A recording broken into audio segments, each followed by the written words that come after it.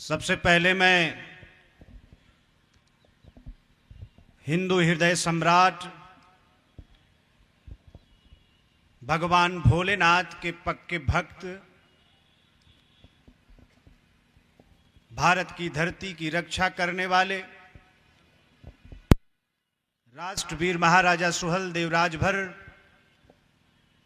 को मैं सच्ची श्रद्धांजलि अर्पित करता हूं। जिस धरती के लिए, जिस माटी के लिए, जिस देश के लिए हमारे राजा ने लड़ाई लड़ी,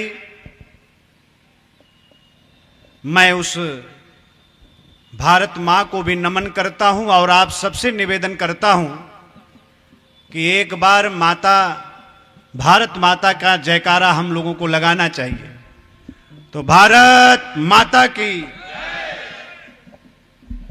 तनिक कस के लगे। अभी तो देखा प्रधान जी लोग आयल हूं, अब इन्ह लोग से हम बतियाई बाद में। एक बार और लगाइए, दोनों हाथ पहले से उठाइए। भारत माता की।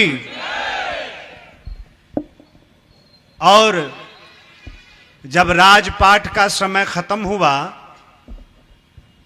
तो सुहेलवा जंगल में जाकर महाराजा सुहेलदेव राजभर ने तपस्या किया।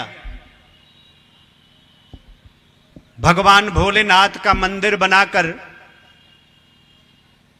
और बहुत दिन, फिर उसके बाद कभी महल में लौट कर नहीं आए। उसी जंगल में ही भगवान भोलेनाथ की तपस्या करते रहे। तो आप सब लोग जानते हैं कि बाबा विश्वनाथ की धरती, इस धरती के लिए और हिंदू धर्म के लिए इतिहासकार इस बात को नहीं बताते कि जब गुजरात में शोभनाथ मंदिर के ऊपर जब मुगलों ने आक्रमण किया तो महाराजा सुहेलदेव ने अपनी एक बहुत बड़ी सेना वहां पर भेजा मुगलों से लड़ने के लिए। तो भगवान शंकर भोलेनाथ से महाराजा सुहेलदेव राजभर का बड़ा गहरा रिश्ता है। और अपने नौजवानों से मैं बताता हूं कि हमारी जो विरासत है और जमाने का कोई दोष नहीं, अगर हमारी बाजुओं में ताकत है, हमारे हौसलों में जान है, तो हमारी विरासत के तरफ देखकर भी, देखने की भी हिम्मत किसी के अंदर नहीं हो सकती है। अगर हम नपुंसक की जिंदगी जी रहे हैं तो हमारी विरासत को भी दूसरे लोग बहुत आसानी से कब्जा कर सकते हैं। समय समय पर कमजोर लोग तरह तरह की बात करते हैं। मैं उन लोगों से कहा करता हूं कि दूसरों पर क्या है। आज भगवान श्री राम के आगे कहीं भी न राजपूत लिखा है, न ठाकुर लिखा है, न छत्री लिखा है, लेकिन जमाना जानता है कि भगवान राम किसके कुल में पैदा हुए, किसके घर में पैदा हुए। महाराणा प्रताप को भी हम सिर्फ महाराणा प्रताप के नाम से जानते हैं। उनके भी नाम के आगे कहीं छत्री, कहीं ठाकुर और राजपूत नहीं लिखा है, लेकिन दुनिया जानती है कि महाराणा प्रताप किस कुल और खानदान में पैदा हुए हैं। शिवाजी के आगे कहीं नहीं लिखा है कि किस कौम में पैदा हुए हैं, लेकिन उनकी वीरता और उनके समाज के लोगों का बुद्धि और विवेक दुनिया जानती है कि शिवाजी किस कुल और खानदान में पैदा हुए हैं। और इसीलिए मैं कहना चाहता हूं, मुझे गर्व होता है जब राजस्थान के हमारे कुछ राजभर समाज के साथी, हमारे बनारस और चंदौली के भी हमारे कुछ पढ़े लिखे नौजवान, चंडीगढ़ के अंदर राजभर समाज के हमारे नौजवान अपने नाम के आगे जब भार शिव लिखते हैं, जब नागवंशी राजपूत लिखते हैं, तो निश्चित तौर पर मुझे बहुत गर्व होता है। क्यों कि ये भार शिव शब्द जो है वो कहीं ना कहीं हमारी विरासत से जुड़ा हुआ शब्द है। और इसीलिए हमें वो जमाना भी याद है जब शिवाजी मुगलों से लड़ाई लड़ते थे तो जय भवानी का नारा देते थे। मराठा लोग जब लड़ाई लड़ते थे तो जंग में जाते थे, युद्ध के मैदान में जाते थे तो जय भवानी का नारा लगता था। और हिंदुस्तान की माटी पर हमारे प्रेस के साथी भी यहां पर बैठे हैं, समाज के इतने लोग भी बैठे हैं यहां पर, मैं सबसे कहना चाहता हूं, हिंदुस्तान की धरती पर या तो हमारे साधु संत महात्माओं ने हर हर महादेव का नारा लगाया, या तो उनकी विशाल परंपरा को अगर किसी ने हिंदुस्तान में आगे बढ़ाने का काम किया तो उस शख्स का नाम महाराजा राजभर सुहेलदेव राजभर था। तो जंग के मैदान में जब महाराजा सुहेलदेव राजभर जाते थे तो हर हर महादेव का नारा लगाते थे, और उनके बाद देश में हर हर महादेव का नारा लगाने की चलन और परंपरा शुरू हुई।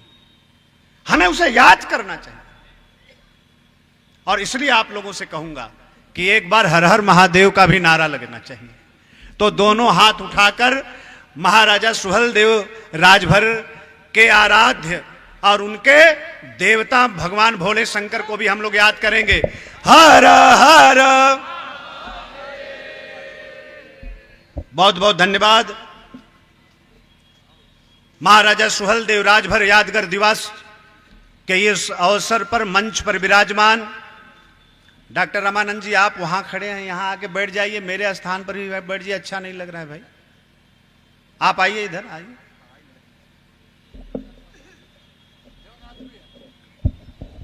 देवनाथ अकेला ही ना देख लिया तो वो उनके वही रहा था। हमारे विजय राजभर जी ने बड़ी अच्छी गीत प्रस्तुत किया, और सखी चंद राजभर जी भी मंच पर बहुत अच्छे कलाकार बैठे हैं। हमारे अन्य साथी बैठे हैं। विजय राजभर जी से कहूंगा कि जितना इनाम पौला है उन्होंने लोगों के बांट दिया है ना। विजयी के कहत हम देखत ले इनाम मिलत ले इनके, तब बाकी जवन गावे वाले अपने बारी के जोहत ना कि मंत्री जी आई हैं तो गायब, बेचारन के मौका मिलल नहीं, आ उन्हों के हिस्सा के इनाम मिल गल विजयी के, तब विजयी तुह के बांट देवे के सबके, आ जवन कम पड़ी हमसे ले लिया, कोनो दिक्कत नहीं।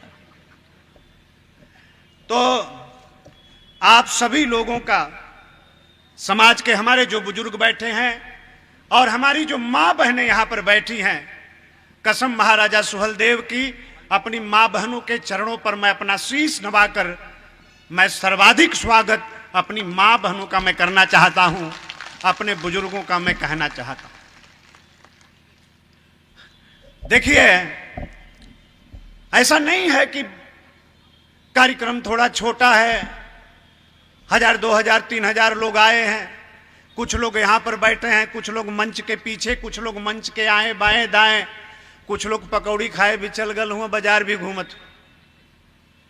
लेकिन जो शुरुआत है, आज मुझे अच्छा इस बात के लिए लगा कि हम लोगों ने कोई मदद नहीं किया संजय राजभर और उनके साथियों की। इन नौजवानों का अकेला का प्रयास है, और गांव गांव घूमकर मां बहनों के दरवाजे पर पहुंचकर, बुजुर्गों के बीच में जाकर अलख जगाकर, और महाराजा सुहेलदेव राजभर के यादगार दिवस समारोह को आप सब लोग संपन्न करा रहे हैं। और इससे भी बड़ी बात हमने सुनी है कि मऊ जिला के अंदर आज का कार्यक्रम घोसी विधानसभा में हो रहा है। मैंने सुना है कि आने वाले दिनों में ऐसा ही कार्यक्रम मोहम्मदाबाद विधानसभा में ये लोग करने वाले हैं, ऐसा ही कार्यक्रम मऊ में करने वाले हैं, और ऐसा ही कार्यक्रम मोहम्मदाबाद विधानसभा में भी ये नौजवानों की टीम करने वाली है। इस बात के लिए मैं आप सभी लोगों से निवेदन करता हूं कि एक बार जोरदार ताली बजाकर नौजवानों का स्वागत करने का। आप सबसे मैं हाथ जोड़कर विनती करता हूं,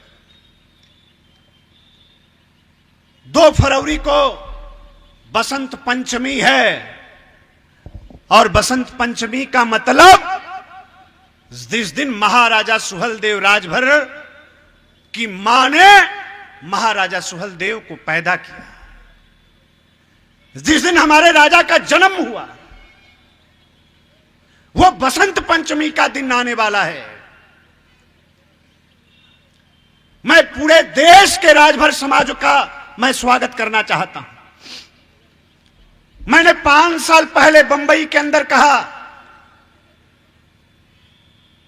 कि सिर्फ एक दिन जन्म दिवस नहीं मनाया जाना चाहिए, पूरा महीना महाराजा सुहेलदेव का जन्मदिन मनाया जाना चाहिए। और अब परंपरा पड़ रही है, बसंत पंचमी के दिन बनारस में भी कार्यक्रम होता है, बहराइच में भी कार्यक्रम होता है, जगह जगह कार्यक्रम होते हैं। लेकिन मैं अब देख रहा हूं कि लोग इस बात का लिहाज कर रहे हैं कि अगर 2 तारीख के बनारस में हमके बंबई में मनावे के तो 2 तारीख के बचाए के दिन रखा, गुजरात में मनावे के तो दूसरे जगह का तारीख पता लगाला कि कहीं तारीख लड़त तो ना है। अगर कहीं दूसरे जगह दूसरे तारीख के तो हमारे जगह कहीं दूसरे दिन होगे कि चाहिए। राजेश राजभर जी, गुड्डू राजभर जी यहां पर बैठे हैं, गाजीपुर के लोगों का मैं स्वागत करना चाहता हूं। हमारे बलिया के गुलाब राजभर जी, अखिल भारतीय राजभर संगठन के जिला अध्यक्ष जी यहां पर बैठे हैं, भुवनेश्वर बाबू जी बैठे हैं, रामशीष जी बैठे, राजनारायण जी बैठे हैं। मैं सभी लोगों से कहना चाहता हूं कि पूरा 1 महीना यह कार्यक्रम चलना चाहिए। अगर हमारे पास अकल नहीं है तो नकल करने में कोई गुरेज नहीं है। हम देखते हैं बाबा साहब भीमराव अंबेडकर का जन्म दिवस आता है, हमारे दलित, पूरा देश तो मनाता ही है, हम लोग भी मनाते हैं, लेकिन हमारे दलित समाज के लोग पूरा 1 महीना डॉक्टर साहब भीमराव अंबेडकर के जन्म दिवस को मनाने का काम करते हैं। और आप सभी लोगों से मैं कहना चाहता हूं, अब तो आने वाले समय में धीरे धीरे मैं 2 तारीख को बंद करने जा रहा हूं, और हमारी योजना है कि बसंत पंचमी के दिन राजभर समाज का कोई गांव बाकी नहीं रहना चाहिए जहां महाराजा सुहेलदेव राजभर जी का जन्म दिवस हम ना मनाएं। और जिसको बड़ा कार्यक्रम करना है, बसंत पंचमी के दिन को छोड़कर बड़ा कार्यक्रम करे। क्यों? कि बसंत पंचमी के दिन हर गांव में कार्यक्रम होना चाहिए, हर बस्ती में कार्यक्रम होना चाहिए। अब हम लोग ये करने जा रहे हैं, ये बताने की जरूरत है दुनिया को, अभी दुनिया नहीं जानती है, और जो लोग जानते हैं जानबूझकर हमारे विरासत को दबाने की कोशिश करते हैं। महाराजा सुहेलदेव राजभर का पौरुष और पुरुषार्थ,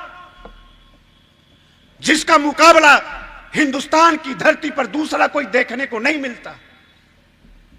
मैंने कई बार कहा है, किसी विद्वान ने लिखा महाराजा सुहेलदेव के बारे में कि महाराजा सुहेलदेव राजभर की तलवार का जब तूफान उठा तो हिंदुस्तान से लेकर अफगानिस्तान तक मुगलों के घर में कोई दीपक जलाने वाला भी नहीं बचा था।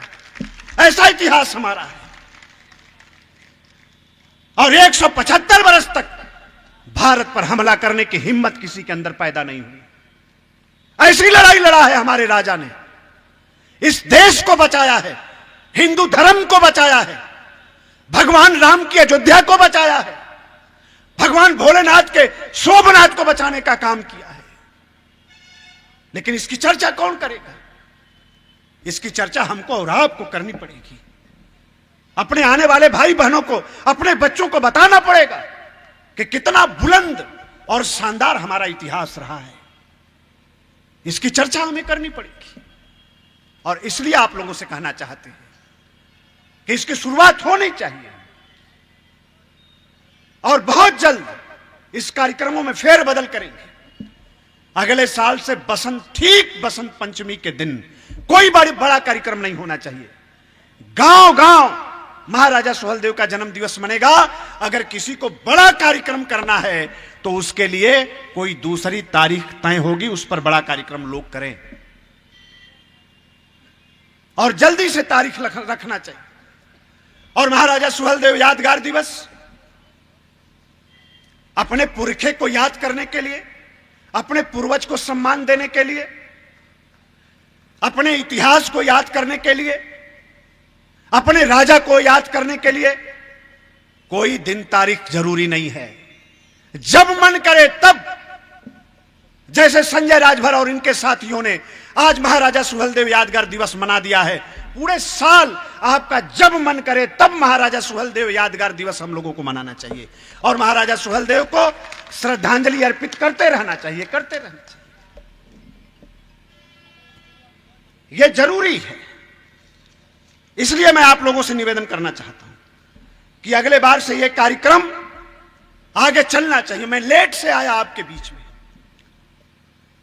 इसलिए आया कि आपके ही गांव का, आपके ही इलाके का, जैसे महाराजा सुहेलदेव ने लड़ाई लड़ी भारत माता के लिए, इस धरती के लिए, इस जमीन के लिए, उसी तरीके से अखिलेश गुप्ता जो आपके जिले का रहने वाला, भारत की सरहद पर भारत मां के लिए अपना जान दे दिया। उसकी लाश आई थी, मैं घाट पर चला गया था उनको नमन करने के लिए, श्रद्धांजलि अर्पित करने के लिए। जब भी कोई फौजी अपनी जान देता है तो मुझे याद आता है, मेरे पिताजी भी फौज में थे, मेरे पिताजी। और 1971 में जब बांग्लादेश को मुक्त कराने की लड़ाई भारत ने लड़ा, उस लड़ाई में भी हमारे पिताजी लड़ने का काम किए। और 1962 में जब चीन के साथ जंग हुई भारत की, उस लड़ाई में भी हमारे पिताजी ने लड़ने का काम किया। और उस समय की प्रधानमंत्री इंदिरा गांधी ने पिताजी को गोल्ड मेडल देने का काम किया। और इस मौके पर मैं उत्तर प्रदेश के मुख्यमंत्री श्रद्धेय योगी आदित्यनाथ जी का मैं अभिनंदन करना चाहता हूं। 2017 में मैं जब पहली बार मंत्री बना तो कई विभाग मुझे दिया उन्होंने, साथ में सैनिक कल्याण विभाग में मुझे दिया। और जब सैनिक कल्याण विभाग मेरे पास आया तो मैंने एक कानून बना दिया। आज देश में सिर्फ उत्तर प्रदेश में यह कानून है और कहीं किसी प्रदेश के अंदर नहीं है कि अगर कोई भी उत्तर प्रदेश का नौजवान ड्यूटी के समय अगर उसकी जान जाती है तो उसके घर, उसके परिवार या उसकी विधवा को सरकारी नौकरी देने का काम उत्तर प्रदेश की सरकार करेगी। यह मैंने नियम बनाया जब मेरे पास विभाग था सैनिक कल्याण विभाग। जब पुलवामा में घटना हुई उसी समय मैंने यह कानून बनाया। और आज जो भी शहीद होता है उसके परिवार को आस पोछने की व्यवस्था उत्तर प्रदेश की योगी जी की सरकार करती है। उसके परिवार के एक सदस्य को, अगर उसकी पत्नी जो विधवा हो गई है अगर पढ़ी लिखी है तो उसको वरीयता देकर हम नौकरी देते हैं, सरकारी नौकरी देते हैं, आस पूछती है।